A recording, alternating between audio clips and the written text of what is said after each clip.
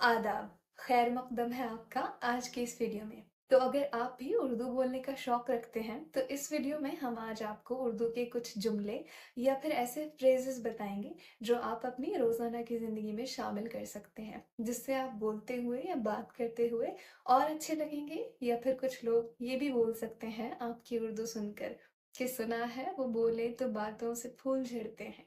ये बात है, तो चलें बात करके देखते हैं। तो आज का हमारा पहला फ्रेज या जुमला है गुड मॉर्निंग। तो गुड मॉर्निंग को आप उर्दू में कह सकते हैं सुबह बखैर। इसी तरह गुड नाइट, शब बखैर। और अगर ऐसा हुआ है आप किसी से बहुत अरसे बाद मिल रहे हैं तो आप उनको कहते हैं इंग्लिश में लॉन्ग टाइम नो सी। तो उसके लिए आप उर्दू में उन्हें कह सकते हैं तवील अरसे बाद मुलाकात हुई। या फिर अगर आपने पूछना हो व्हाट्सअप तो आप पूछ सकते हैं कैसे मिजाज हैं आपके। प्लीज़ ये एक ऐसा वर्ड है जो आप अक्सर इस्तेमाल करते होंगे। तो अगर प्लीज़ आपको उर्दू में बोलना है तो आप कहेंगे बराए मेहरबानी। और इसी तरह अगर किसी की कोई बात आपको बहुत अच्छी लगी तो आप कह सकते हैं बहुत खूब, जिससे इंग्लिश में आप अक्सर वेरी वेल कहते हैं। अगर आपको आई एम सॉरी कहना हो उर्दू में तो आप कैसे कहेंगे?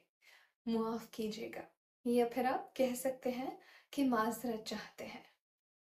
ऐसे ही प्लीज़ की तरह एक और फ्रेज़ you're वेलकम जो आप बहुत ज़्यादा बोलते हैं, उसे आप उर्दू में कैसे कहेंगे? तो you're वेलकम की जगह आप उर्दू में कह सकते हैं खुशामदीद। या फिर अगर आप कहीं जा रहे हैं, आपको किसी को बाय बोलना है उर्दू में, तो वो कैसे बोलेंगे आप? उसके लिए आप कहेंगे अलविदा। या फिर आप ये भी कह सकते हैं कि फिर मुलाकात होगी। अगर आपको कहीं जाना था, आप बहुत लेट हो गए, आप किसी से मिलने गए हैं और आपको पहुंचने में बहुत देर हो गई, तो आप बोलेंगे I am sorry for being late. तो उसको आप उर्दू में कैसे कहेंगे? देरी से आने के लिए माजरत ख़्वाह हैं।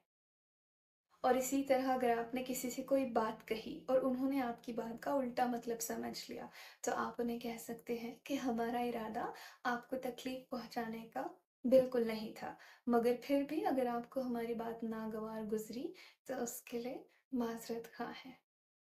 तो ये थे उर्दू के कुछ ऐसे जुमले जो आप अपनी रोज़ाना की ज़िंदगी में शामिल कर सकते हैं और फिर आप बोलते हुए और भी ज़्यादा अच्छे लगेंगे।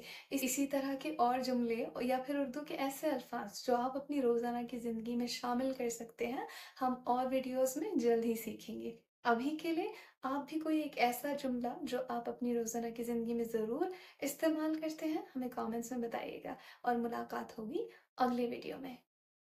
तब तक के लिए अपना और अपने ख़ास लोगों का ख़ास ख़्याल रखिएगा।